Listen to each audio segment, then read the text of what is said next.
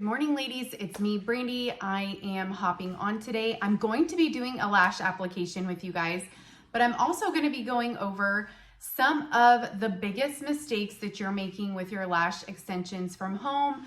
I'm going to do the application with you guys, and I'm going to be sharing with you from my biggest mistakes lash video. I'm just going to go into some deep detail over what mistakes you're making with your lashes. So my two biggest videos on YouTube right now are stop messing up your lashes and 5 biggest mistakes that you're making at home with your do-it-yourself eyelash extensions.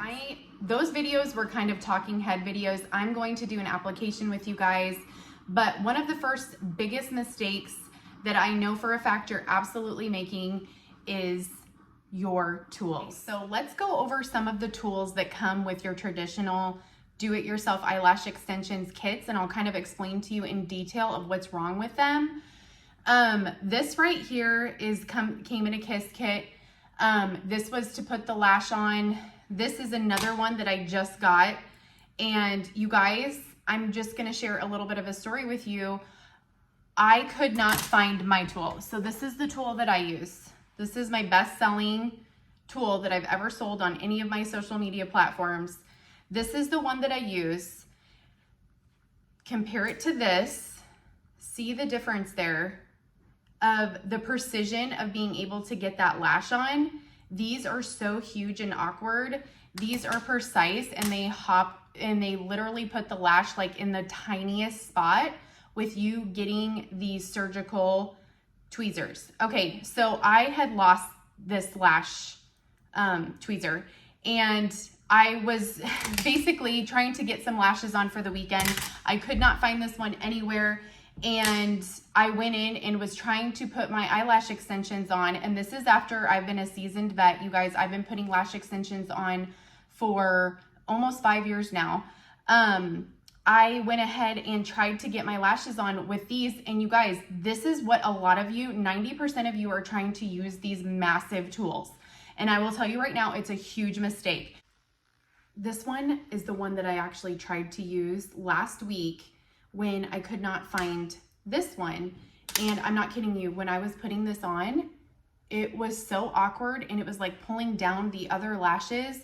So I know for a fact, you guys, this is a huge mistake that 90% of you are making, and it's one of the hugest reasons why you're struggling to get your lashes on. For my recommendations is always going to be in the description of the video. So if there's anything in these videos that you see or find that it's helpful, every single thing is linked in the description. Next mistake that I'm absolutely gonna drill down with you guys today is about your glue. There are different levels of glue. That's why you see on all these different lash brands, they have different levels of glue.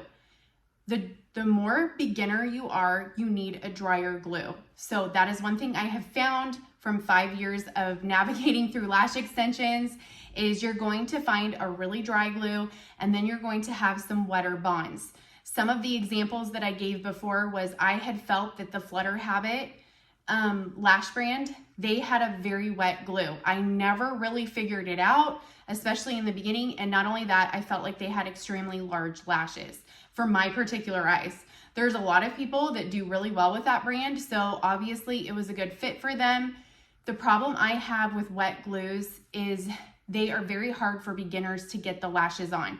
So I'm kind of a very helpful person on YouTube. Like if you're a beginner and you're struggling and you're having a lot of problems maintaining and keeping this look, and I just think that this look saves you thousands and thousands of dollars, and it levels you up a million times. So it's worth for me to sit down and make these videos, because you guys, this skill is incredibly valuable. For you to learn this skill will save you thousands of dollars every single year versus going to get the lash extensions. And then there's a group of people who just never can afford to go get lash extensions. That's a whole other category. So you're just not going to have the benefits of the lash extensions. So I just love to really share that get that beginner in her lashes, get her staying there, and then you guys can level up to the wetter glues, which the wetter bonds last longer. So that's when you guys can start moving into the 7 days, the 10 days. You know, some of these women are going 20 days wearing their lash extensions from home. which is what the salon offers you versus some of these 5 days. I personally go 5 days, and it's more of a personal choice for me, just because I like to take my lashes off. I like to have a break from them. I like to rub my eyes. I just like to have downtime that doesn't have the lashes on, just because there is something that is not you on your face. So I do like to take that break, but some people don't, and they want to go the 20 days, and those wetter bonds give you more wear time. But the problem with that is if you're in the beginning stage, a wet bond is really hard to work with. Okay, I'm gonna go in and I'm going to apply my bond just like a mascara. I'm going to apply it 3 times, and you guys can watch and see how I do that. So I go in, start from the bottom and brush up just like mascara. Okay, I'm gonna let that set up, let that get tacky. I'm going to go number 2. This is my number 2 application, just kind of like you would apply mascara. And then I'm gonna go into number 3. This is just how I personally do it every single time. Okay, so I've got a really nice thick layer, and I'm gonna let that set up for a little bit. I'm going to take out my lashes. These are the 16 Hollywoods. This is what I wear every single week. The thing I love about the Hollywoods, just a pro tip, is they're staggered. Staggered lashes that are not blunt look really natural, and it looks like you got your eyelashes professionally done. So it's been about 20 seconds. I'm gonna take my tiny tweezer, this is a super hack. This was a huge mistake that tons of people were making. And this is the test if your bond is right. So when you go to put on, I'm gonna lift up because I have a hooded eye. So I lift everything up. I start at the corner, and if your bond is right, your bond will grab the lash. My bond grabbed the lash. That's how you know that you have nailed your bond. Right next to it, the bond quickly grabs it. One change that I have made is I do not bond until the very end. So I do not go in and touch them or mess with them at all until I have all of my clusters on. So this is another huge pro tip for you guys of just not messing with them yet, because we want that bond to get tackier and tackier, especially if you're a beginner, just so you guys can keep all the lashes on. Messing with them right now when this bond is still wet, and this bond is not that wet, and I have everything linked in my description for you, and it's literally titled beginner bond, mid-tier, and then the bonds that last longer. It's all in my description linked. Okay.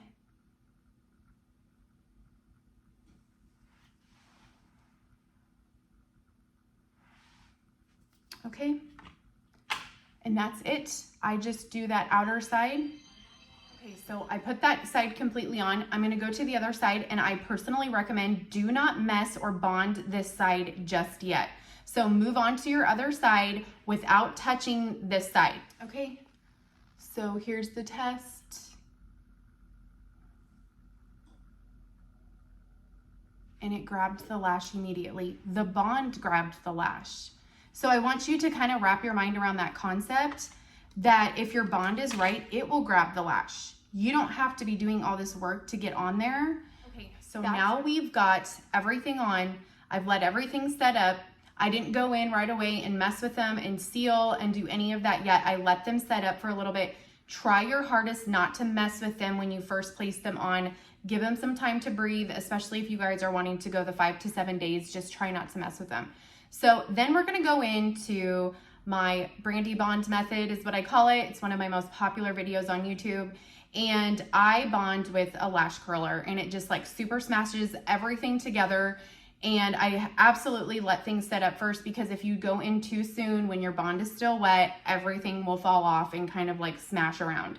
So, but I love this method because you guys, my eyelashes grow down. So a lot of you can relate to this problem. I have eyelashes that grow like this from my lid. So they literally go like this. So when I place my lashes on there, they're already like kind of like going in the downward motion. These are in my most popular videos right now that are trending on YouTube, which is stop messing up your lashes and your 5 biggest mistakes you're making with your own do-it-yourself eyelashes extensions from home. I recommend you guys watch these because they just drill down on these concepts of, you know, how your lashes grow and just how to get you 100% set up for you to start moving on to the longer wear lashes. Okay, so let's go ahead and bond. And 16s are hard to bond. I wear 16s because I work on camera, and 16s look so good on camera. So I recommend the 14s for most people. And I just want to say the 16s are for people that are on camera. You're getting your family pictures taken. I wear 16s every day, so they are just a little bit of an extra look. But my lashes are single strand. So the Hollywoods are single strand, so they're not like a fluffy lash. So I still feel like I have kind of like a made up look, but there's that one.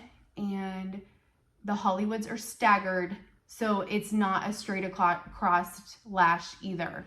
So you guys can see that from far away. They just completely open up my eyes, and the bonding literally makes the eyelashes almost touch my eyebrows, and it literally just makes my eyes pop like this. Thank you guys so much for watching with me today. Thank you for doing a lash application with me. I appreciate each and every one. Smash follow.